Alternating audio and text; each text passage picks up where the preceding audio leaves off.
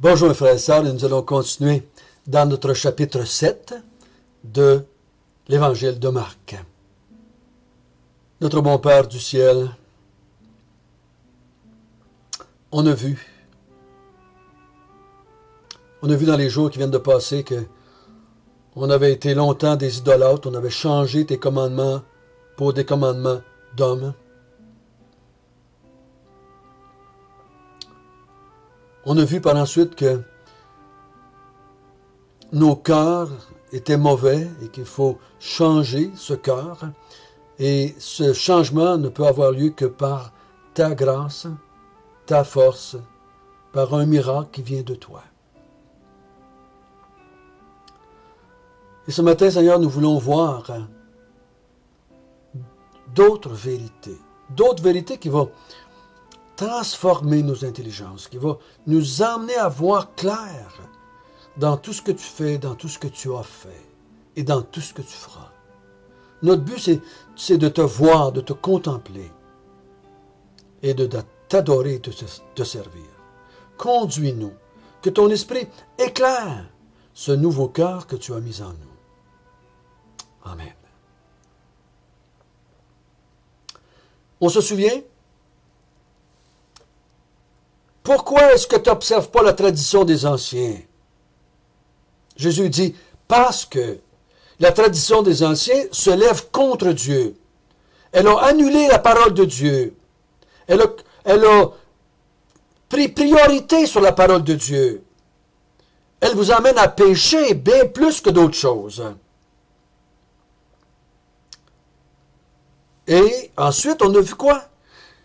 Il n'y a rien du dehors qui peut souiller l'homme. Il n'y a rien qui rentre dans l'homme qui peut le souiller. Mais, parce que le dedans, il est déjà souillé. Parce qu'il s'exprime quand il parle, on voit que le cœur est souillé. C'est pas après qu'il ait parlé qu'il est souillé.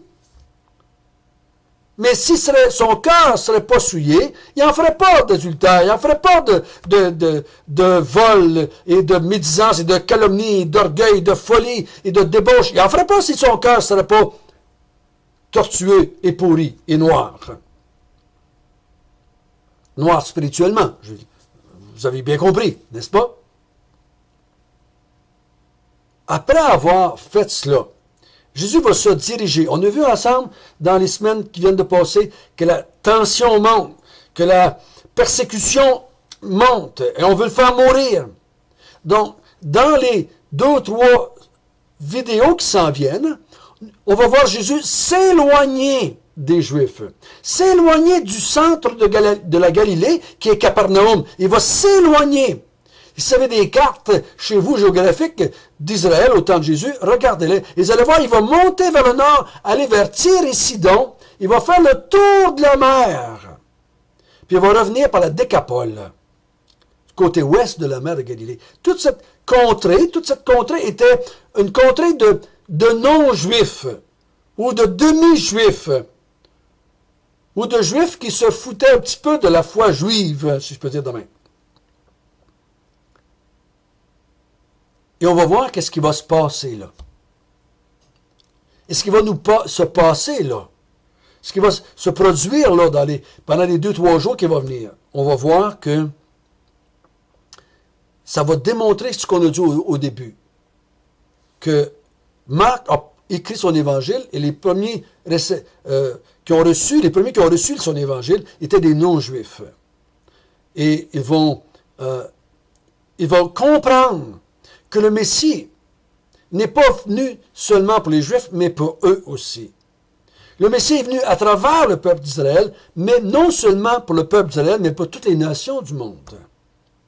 Et la bénédiction qu'il va faire passer, premièrement en Israël, va se répandre dans toutes les nations du monde. Il va démontrer que les Juifs n'ont rien de privilégié, excepté d'avoir fait que le Messie est venu des Juifs. Mais dans le royaume de Dieu, les Juifs n'auront aucun privilège et les non-Juifs, les Grecs, n'auront rien de moins que les autres. Mais pour qu'on comprenne cela, nos 3 prochaines vidéos vont s'intituler la foi des petits chiens. J'ai appelé ça de même parce que Jésus va parler ici, dans notre histoire qu'on va lire dans quelques instants, d'une femme, il va la comparer aux petits chiens. La foi des petits chiens est formidable aussi. Lisons ensemble à partir du verset 24 jusqu'au verset 30. Jésus étant parti de là, s'en alla dans le territoire de Tyr et de Sidon.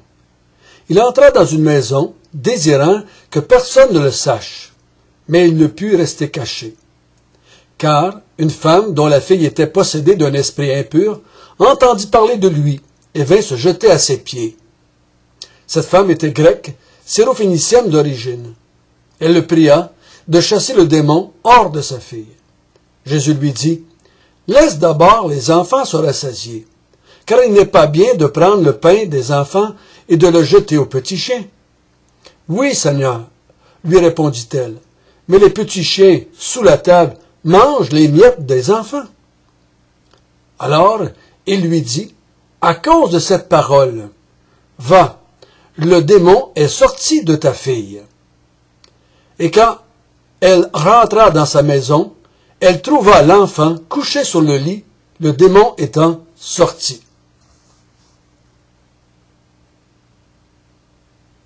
Donc Jésus, après ce qui s'est passé avec les pharisiens, avec les scribes, cette tension, cet enseignement qui a causé une tension, il s'éloigne. Il veut aller soit se reposer, mais je crois que c'est surtout pour se cacher, à cause d'un risque qu'on l'attaque et qu'on veut le faire mourir. Son plan, c'est d'aller mourir à Jérusalem dans quelque temps. Donc, il s'en va dans les territoires de Tyr et de Sidon. Il monte vers le nord et vers la mer de Méditerranée. Il va aller se cacher là. Il ne veut pas que personne le sache. Il ne veut pas être achalé, si je peux dire comme ça, par personne. Il est tout seul avec ses disciples. Mais, en arrivant, sa réputation l'a devancé. Il est connu même de Tyr et Sidon, parce qu'on l'a vu ailleurs, à d'autres moments de reprise, qu'il y a des gens de partout qui venaient le voir. Donc sa réputation était grande. Cette femme-là le reconnaît. Quand elle le voit, elle sait qui c'est et qu'est-ce qu'il est capable de faire. Qu'est-ce qu'elle fait? Elle va vers Jésus et elle demande à Jésus qu'il délivre sa fille qui est possédée d'un esprit impur. Viens chasser le démon hors de ma fille, s'il vous plaît. Viens, viens. Puis elle suit, puis viens chasser le démon de ma fille. Et là, Jésus donne une réponse qui est, des fois, il y a des gens qui ont de la misère à comprendre. Cette femme était grecque, syro-phénicienne d'origine. Donc, elle n'est pas juive. C'est une grecque. Il faut bien comprendre ça. C'est une grecque, c'est une non-juive. Elle vit en dehors d'Israël. Elle vit à Tyr et Sidon. Donc Jésus lui dit, « Laisse d'abord les enfants se rassasier. Et il n'est pas bien de prendre le pain des enfants et de les jeter aux petits chiens. » Donc Jésus n'était pas en train de parler d'enfants d'une façon littérale, dans le sens des enfants de 5-6 ans, ou 8-9 ans, ou 10 ans. Il dit, laisse les enfants. Les enfants ici, c'est Israël. On n'a pas le choix. C'est Israël. C'est les Juifs. Il dit, il ne serait pas bien de prendre le pain des enfants et de le donner aux petits chiens. Parabole, hein? Parabole. Puis c'est vrai, tout le monde comprend ça. qui serait assez fou pour prendre le pain des enfants ou la nourriture des enfants et le donner aux chiens à terre et que les enfants manquent de nourriture? On va nourrir les enfants avant. S'il en reste des restants de table, s'il en reste, on va peut-être en donner aux petits chiens. Ou ce qui tombe par terre, les petits chiens peuvent le manger. Donc, tout le monde comprend l'histoire. Vous vous souvenez quand on a vu les paraboles? Tout le monde comprend l'histoire. C'est clair, c'est clair comme de l'eau de roche, clair comme de l'eau de source, comme on dit des fois. Hein? C'est très clair. Laisse les enfants se rassasier d'abord. Jésus est en train de dire, là, je suis venu d'abord pour les Juifs. Je suis là, moi, pour les Juifs d'abord. À travers le peuple d'Israël, quand je vais être parti, mes disciples vont aller par toutes les nations de la terre. Et vont répandre la bonne nouvelle partout. Et vous allez pouvoir en profiter, vous autres aussi. Et là, la femme déclare quelque chose, ou dit quelque chose, qui impressionne Jésus. Un peu comme le centenier que Jésus a dit, « J'ai jamais vu une si grande foi en Israël. » Et cette femme-là dit quelque chose qui amène Jésus à dépasser la limite géographique. Parce qu'il était venu pour Israël. Elle dit, oui, c'est vrai ce que tu dis. Ça fait du sens ce que tu dis. C'est logique ce que tu dis. Ça fait du bon sens ce que tu dis, Seigneur. Mais, il dit,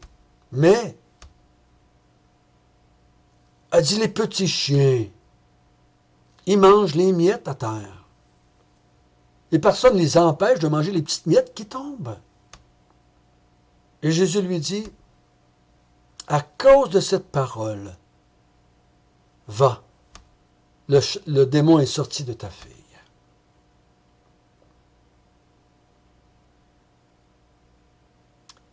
Les miettes. Dans notre texte ici, les miettes, c'est quoi? C'est ce qu'elle demande, elle. Elle considère que chasser le démon, c'est une miette. C'est une miette. Guérir les malades, c'est une miette.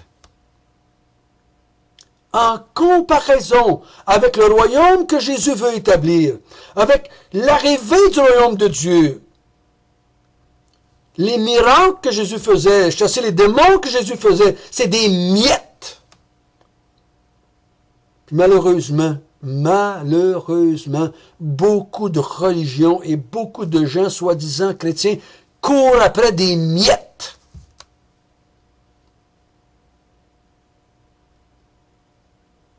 Jésus dit, moi je veux te rassasier. Et toi, tout ce que tu voudrais, c'était des miettes. Et Jésus dit à cette femme, tu as bien compris que j'ai beaucoup plus à offrir que chasser le démon de ta fille. J'ai beaucoup plus à t'offrir qu'une guérison physique. J'ai beaucoup plus à t'offrir qu'une prospérité humaine. Le royaume de Dieu va t'emmener des millions de fois plus que les petits miracles que je fais ici pour confirmer le royaume de Dieu, pour confirmer la force, la puissance, l'arrivée du royaume de Dieu. Et la plupart des Juifs vont rejeter Jésus à cause de ça. Tout ce qu'ils veulent, les autres, c'est des miettes. Et Jésus dit non. Moi, je vous appelle à vous repentir. Je vous appelle à vous détourner de vos commandements d'hommes. Moi, je vous appelle à arrêter d'être des hypocrites et d'honorer Dieu des lèvres et non dans votre cœur. Moi, je suis venu ici pour vous donner un cœur nouveau, un cœur de chair, un cœur qui va aimer Dieu, servir Dieu, adorer Dieu, glorifier Dieu. Je suis venu pour changer votre être intérieur et non pas votre être extérieur. L'être extérieur, c'est les miettes. La femme le croit. Elle part de là, au verset 30. Elle rentre chez elle et elle trouve sa fille guérie. le démon est sorti d'elle et elle est couchée puis elle dort paisiblement. Jésus n'avait pas dit une parole en l'air. Mais à cause de sa foi, cette femme-là a vu le miracle s'accomplir. Que tu sois juif ou que tu sois grec, ça ne change rien. Tu vas jouir du royaume de Dieu. Le royaume de Dieu est là autant pour les Grecs que pour les Juifs. Un ne va pas sans l'autre. Pour nous autres qui sommes en dehors du peuple juif, moi je suis un Québécois pur laine, descendance française et amérindienne. Je ne suis pas un juif, moi. Mais j'envie rien aux juifs qui sont chrétiens. Mais je ne enlève rien parce qu'ils sont juifs. Mais le fait qu'ils sont juifs n'a pas d'importance dans le royaume de Dieu. Comprenons bien ça. Jésus a dit à tous ses disciples, allez par toutes les nations de la terre. Et il va le dire à la fin du chapitre 16, allez par toute la création. Annoncez l'évangile. Appelez les gens à la repentance. Peu importe quelle couleur ils ont, peu importe quelle langue ils parlent. Je les appelle à venir faire partie du royaume de Dieu.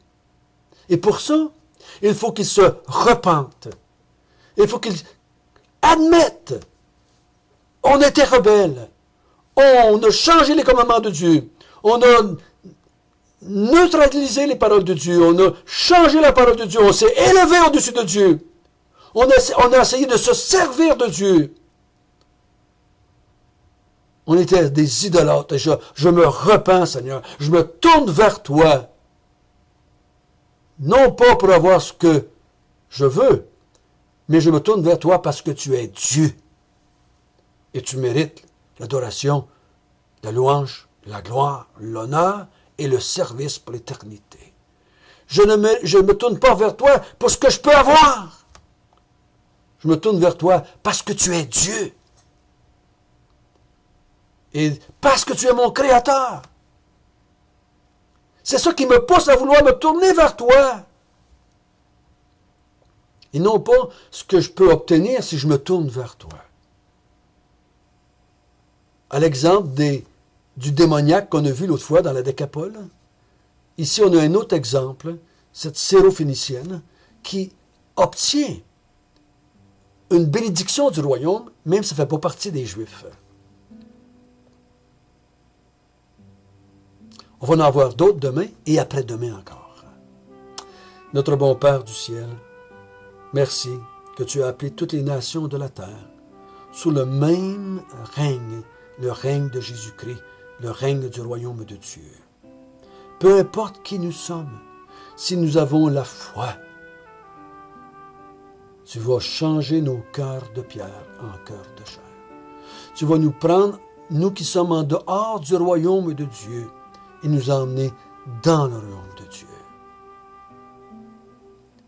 Seigneur, si je prends l'expression de cette parabole, nous sommes que des petits chiens, mais tu nous as rassasiés.